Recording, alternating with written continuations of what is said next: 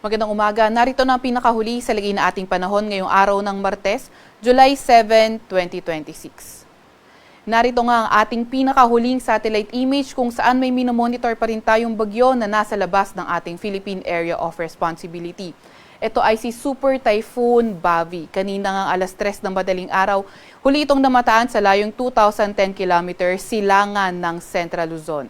Ito ay nagtataglay ng lakas na hangin na 195 kilometers per hour malapit sa sentro at bugso na abot sa 240 kilometers per hour. Kumikilos sa direksyong Kanluran, Hilaga Kanluran sa bilis na 30 kilometers per hour. Ito ngang bagyong ito ay posible na pumasok ng ating Philippine Area of Responsibility tonight o hindi kaya bukas ng early morning. Sa mga susunod na slide, ipapakita nga natin yung kanyang track.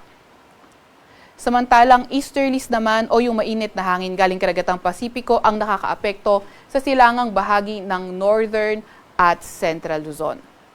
Ito nga yung sinasabi nating track ni Bagyong Bavi na nasa labas ng ating PAR. So yung Bavi ay kanyang international name at once na pumasok ito ng ating Philippine Area of Responsibility, bibigyan natin ito ng local name na Inday.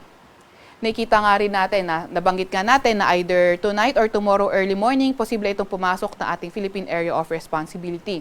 Regarding naman sa landfall scenario, less likely naman yung ating nakikita pero posible pa rin ang close approach nito sa probinsya ng Batanes and not ruled out din yung pagtaas ng tropical cyclone wind signal sa ilang bahagi ng Northern Luzon, posible as early as tonight o hindi kaya tomorrow early morning. So nakita nga natin na sa close approach nito sa bandang Northern Luzon area ay posibleng maging typhoon category ito. Gayun pa man, kailangan pa rin natin mag-ingat kasi nonetheless, posible pa rin magtaas ng tropical cyclone wind signal sa ilang parte ng Northern Luzon at posible pa rin naman itong maghatak ng southwest monsoon o habagat. Kaya asahan natin sa mga susunod na araw yung mas maraming areas affected by southwest monsoon.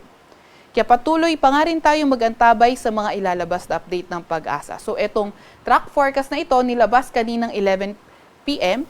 at mamaya 11 a.m. maglalabas tayo ng panibagong forecast track or hindi kaya Tropical Cyclone Advisory. So once na pumasok ito na ating PAR, maglalabas na tayo ng Tropical Cyclone Bulletin.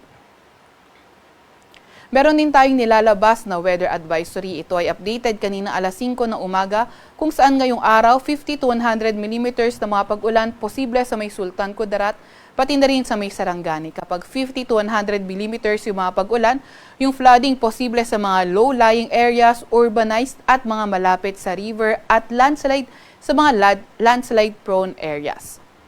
And pagdating ng Thursday, yung areas naman na may 50 or posible yung 50 to 100 millimeters na mga pag-ulan ay sa mga lugar ng Palawan, Occidental Mindoro, Antique at Negros Occidental.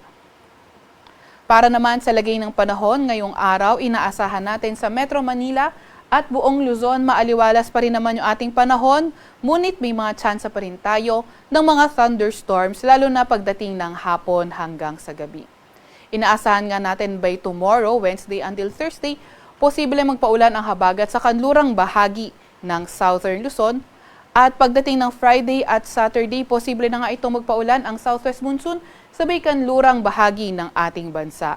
And then inaasahan nga natin yung paglapit ng bagyo sa ating bansa, although less likely ang landfall scenario, posible pa rin naman na maging maulan sa ilang bahagi ng Northern Luzon, kaya patuloy na mag-antabay sa mga update ng Pag-asa.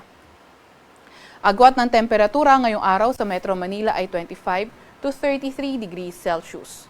18 to 24 degrees Celsius sa may Baguio, 37 to 26 degrees Celsius or 26 to 37 degrees Celsius sa may Tugigaraw at 25 to 34 degrees Celsius naman sa may Legazpi. Agwat naman ng temperatura sa Puerto Princesa ay 25 to 32 degrees Celsius.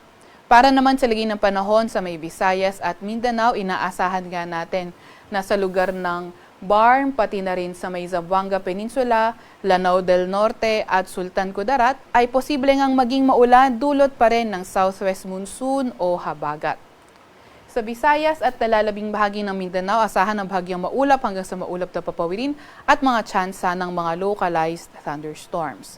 Inaasahan nga natin na by tomorrow Until Thursday, posibleng magpaulan ang habagat sa may kanlurang bahagi ng Visayas at Mindanao.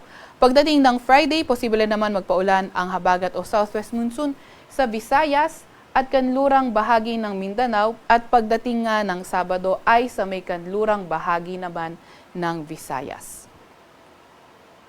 Agwat na temperatura sa Iloilo, Cebu at Davao ay 25 to 32 degrees Celsius. Sa may Zamboanga naman ay 24 to 32 degrees Celsius. Wala pa rin naman tayong gale warning sa kahit anong dagat baybayin ng ating bansa. Pero dahil nga sa paglapit ng bagyong Bobby sa ating bansa, ay posible na rin tayong magtaas ng gale warning sa ilang bahagi ng Luzon sa mga susunod na araw. Kaya patuloy pa rin tayong mag-antabay sa ating mga ilalabas na update. Sa Kalakhang, Maynila, ang araw ay lulubog ng 5:32 ng umaga or sisikat ng 5:32 ng umaga at lulubog ng 6:30 ng gabi. Huwag magpapahuli sa update ng Pag-asa. I-follow at i-like ka aming X at Facebook account, DOST-Pag-asa. Mag-subscribe sa aming YouTube channel, DOST-Pag-asa Weather Report. At para sa mas detalyadong impormasyon, bisitahin ang aming mga website, pag-asa.dost.gov.ph at panahon.gov.ph. At yan nga muna ang pinakahuli sa lagay ng ating panahon. Mula sa Weather Forecasting Center ng Pag-asa, Veronica C. Torres, nag-uulat.